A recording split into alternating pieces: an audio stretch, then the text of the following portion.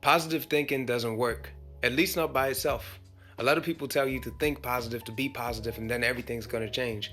But what they don't tell you, and what's really important to face, is that if you don't become aware of your negative thoughts, and if you don't become aware of what's running the show behind closed doors, so to say, because you don't see it, then your negative thoughts will always control you. And I don't know one single human being that never has negative thoughts.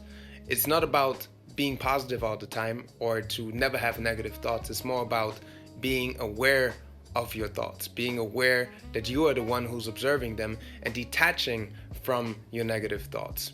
But if you're always positive, if you're always acting like it's not there, if you always act like the world is all sunshine and rainbow all the time, you know, although it's cloudy on some days, then you're just lying to yourself, and you don't even use it in a way to create something new for yourself. It's more you bypass it. It's more like bypassing what's there. It's bypassing something that you're afraid to face, because otherwise you would be able to just look at it and have no reaction to it.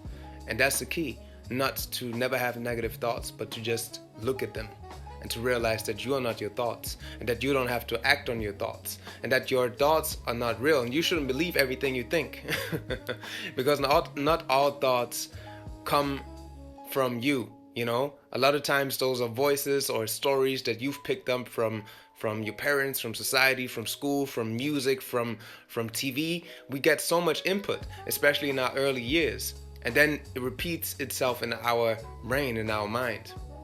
But when you realize that you're not your thoughts, that you are simply the one who's observing them, then you no longer have to react to them, you know. It's just like you watch it pass by and it just goes. That's it. But you don't act on it.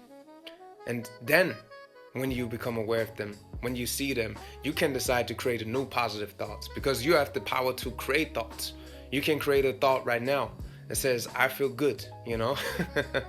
But if the dominant energy is like, I feel like shit, and you say, I feel good, I feel good, I feel good, and you're not even aware that this is there, or you act like it's not there, and you say, I feel good, I feel good, I feel good, then this is controlling you. And it's about becoming aware of this and say, okay, there's a thought that says, I don't feel good.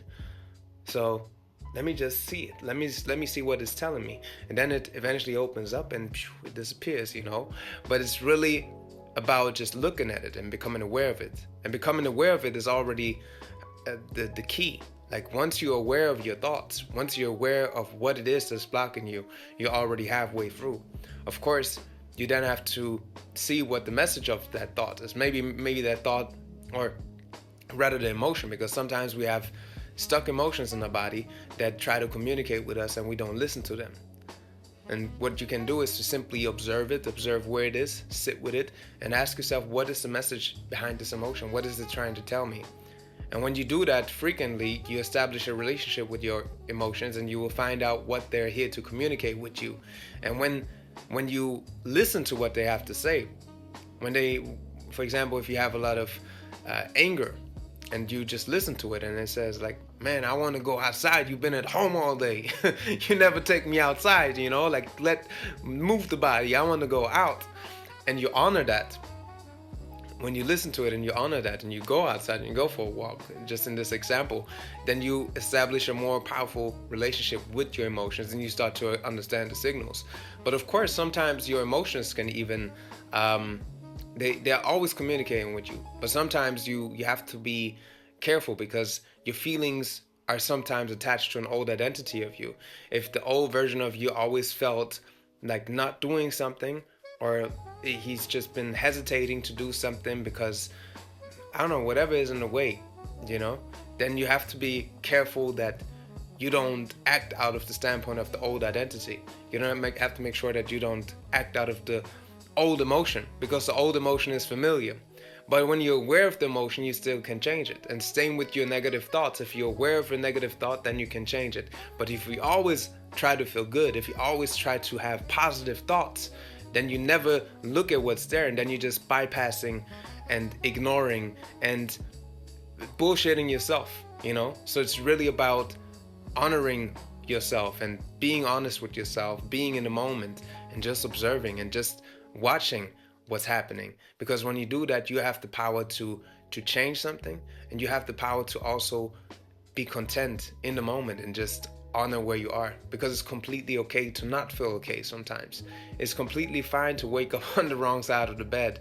You just got to make sure that it's not the standard, that is not the norm, because if it's the standard, something else been running the show. And how do you change it? By becoming aware of it, and then after that, shifting your thoughts to something new, then to create a new story, then to establish new beliefs. But if you never look at what's there, if you never look at what's running the show, then it's gonna keep running the show, whether you want it or not. You're gonna keep falling back into the old patterns. You're gonna keep being dragged down by the old beliefs, and sometimes you don't even know why.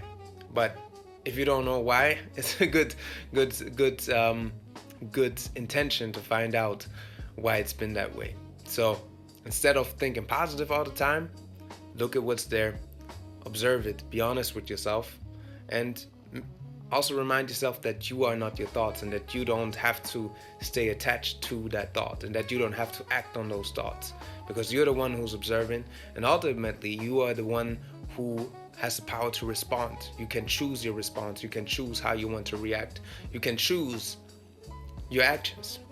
When you become conscious of the unconscious, when you become conscious of what's been running the show, then you take back your power. Then you become player one. Then you take back the remote, and you can decide on what channel to tune in. So I hope this was helpful. If you want to go deeper into this, I've created something called the 7-Day Alchemy Method, which shows you how to release emotional blockages, how to understand the different types of emotions that go through your body that are happening inside, so that you can break out of limiting patterns and step into creative flow. Because I believe that we all have creative gifts, unique gifts, special gifts that we can share with the world. And sometimes we have a vision, sometimes we know what we want to do, but what gets in the way is not even the lack of clarity, but more what's inside. And the shadow beliefs and the shadow, the emotions and the thoughts that are in the shadow, basically what we've been talking about here, that are running the show.